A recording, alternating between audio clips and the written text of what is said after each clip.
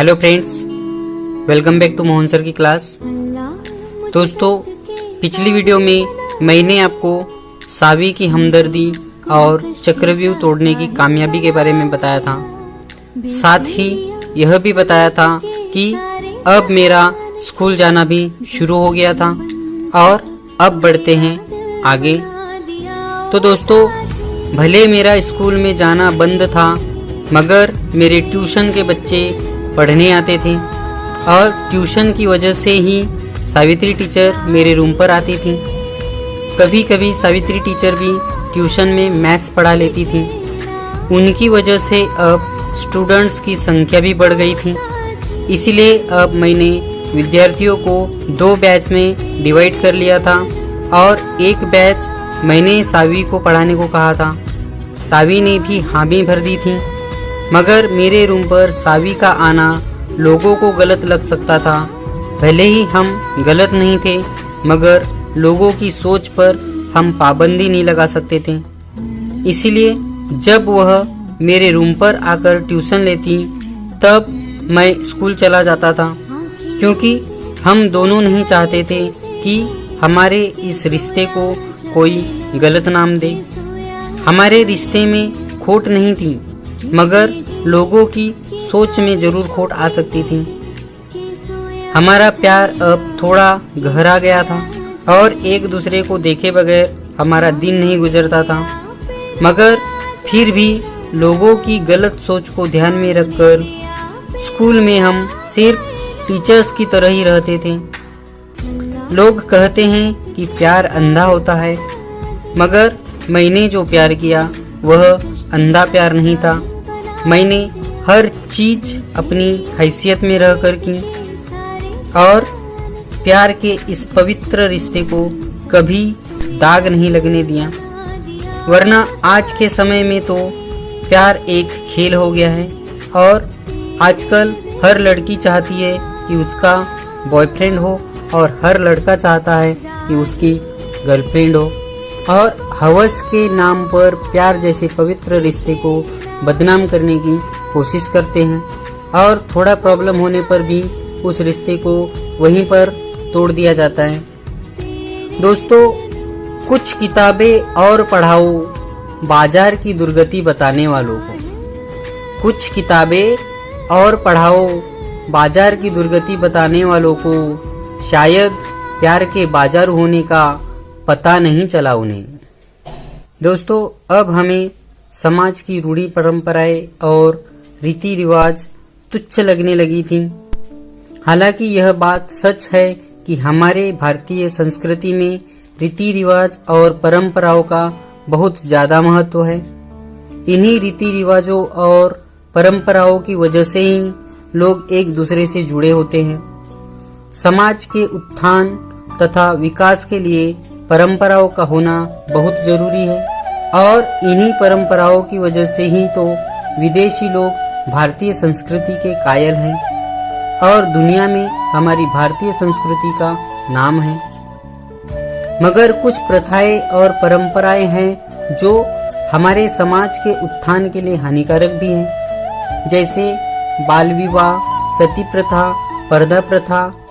हालांकि ये प्रथाएं अब धीरे धीरे खत्म हो चुकी है, मगर आज भी जाति प्रथा समाज में जीवित है, जो बहुत ही हानिकारक है। हालांकि यह भी सच है कि रीति रिवाजों में रहकर इंसान अपनी सीमा में रहता है, अच्छे संस्कार सीखता है और एक अच्छा नागरिक बनता है। इसीलिए मैं तो यही कहूँगा कि जो परंपराएं समाज के उत्थान के लिए लाभदायक है उनका संवर्धन करें और जो हानिकारक है उनको खत्म कर दें। और रही बात जाति विवाह की, तो मैं यहाँ आपको बताना चाहूँगा कि इस प्रथा की शुरुआत कैसी हुई। हालांकि इसका उल्लेख इतिहास के किसी भी पन्ने में आपको नहीं मिलेगा, बाकी आप खुद समझ सकते हैं। तो दोस्तों, हुआ यूं कि जब मनुष्य के सांसारिक जीवन की शुरुआत हुई थी, तब वह घुमक्कड़ी करता था, यानी उसका कोई एक ठिकाना नहीं था। वह घूम घूम कर जानवरों का शिकार करता पेट भरता और फिर अगले शिकार की खोज में आगे निकल जाता था। इस तरह से वह हमेशा घूमते ही रहता था। घूमते घूमते एक दूसरे से मिलते गए और मिलकर शिकार करते गए, साथ रहते गए और धीरे धीरे उनका परिवार बढ़ता गया और वही परिवार धीरे धीरे बड़ा समूह बनता गया। जब उनके बच्चे बड़े हुए तब उनकी शादी उसी समूह के किसी लड़के या लड़की से कर दी जाती थी, क्योंकि उनकी दुनिया वहीं तक सीमित थी, दूसरे समूह से उनकी पहचान नहीं थी। इस तरह से जातीय विवाह प्रथा की शुरुआत हुई। लेकिन धीरे धीरे समूह मिलते गए, बस्तियां बनी और समाज का निर्माण हुआ। सब कुछ बदलता गया, मगर जातीय विवाह प्रथा जैसी की वैसी ही रही और आज भी वही प्रथा चली आ रही है और अंतर जातीय विवाह को गुनाह माना जाता है। हम भी समाज की इस प्रथा के अनुसार ही चलना चाहते थे, मगर परिस्थिति बिल्कुल हमारे खिलाफ थी।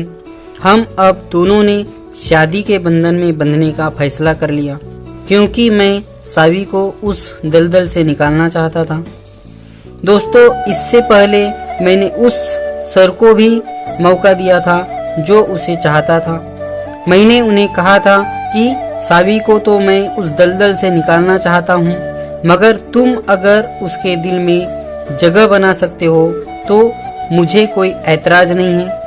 मैं तो बस सावी को खुश देखना चाहता हूँ। उन्होंने कोशिश की भी, मगर जब भी वह कुछ करते उनका स्वार्थ सामने आ जाता था, इसीलिए वे इनके दिल में जगह नहीं बना पाए। जब हमने शादी का फैसला किया तब यह भी जानते थे कि जब स्कूल में पता चलेगा तब हमारा और स्कूल का भी नाम खराब होगा। मैं यह भी जानता था कि मैं कोई गलत काम नहीं कर रहा हूँ, मगर लोगों की सोच की वजह से मैंने स्कूल और विद्यार्थियों से कुछ दिनों के लिए दूर चले जाने में ही खैरियत समझी और वहां जाने के बाद शादी करने का फैसला किया। लगभग 15 दिनों में मैंने कलवा से 2 स्टेशन दूर दीवा में नया रूम भाड़े पर लिया और वहां रहने चला गया। अब वहीं से स्कूल आने लगा। अब मैं विद्यार्थियों से थोड़ा दूर हो गया था, सिर्फ स्कूल में ही मिल पाता था। पहले तो वे रूम पर भी आते थे, मगर अब मैं दूर चला गया था। दोस्तों, मैंने सावित्री टीचर को मेरे पहले प्यार के बारे में सब कुछ बता दिया था। अभी भी मैं उसे अच्छी तरह से भुला नहीं पाया था।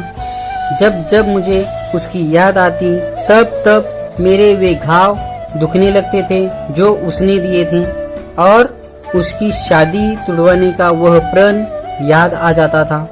यह गुस्सा खत्म भी हो जाता दोस्तों, अगर वह खुद इसका कारण बता देती। गुस्सा मुझे इस बात का नहीं था कि उसने मुझसे प्यार नहीं किया, बल्कि गुस्सा इसका था कि उसने मुझे यूज किया और कारण पूछने के बावजूद भी नहीं बताया। एक दिन गांव में फोन करने पर पता चला कि उसकी शादी जुड़ चुकी है और अच्छे घर में जा रही है। यह सुनते ही अब मैं असमंजस में पड़ गया कि क्या करूं, क्योंकि मैंने उसकी शादी तुड़वाने का फैसला किया था। अब मेरी अंतरात्मा से आवाज आने लगी थी कि जाने दे, तू किसी का बुरा मत कर। यही सोचते हुए मैं बैठा था, तभी सावी वहां आ गई और मेरा मायूस चेहरा देखकर पूछने लगी। तब मैंने सारी बात बताई। सावी ने मुझे यही सजेस्ट किया कि अगर उसने आपके साथ बुरा किया और आप भी उसके साथ बुरा करोगे तो उसमें और आप में क्या फर्क रह जाएगा। अगर उसने बुरा किया है तो उसकी सजा उसे ऊपर वाला देगा, आपको बुरा बनने की जरूरत नहीं है। दोस्तों, सावी की बातों में तो दम था, मगर मैंने उसकी शादी तोड़ी या नहीं और मैंने किस परिस्थिति में सावी से शादी की, यह बताने मैं फिर मिलूंगा मेरी अगली वीडियो में। तब तक के लिए धन्यवाद।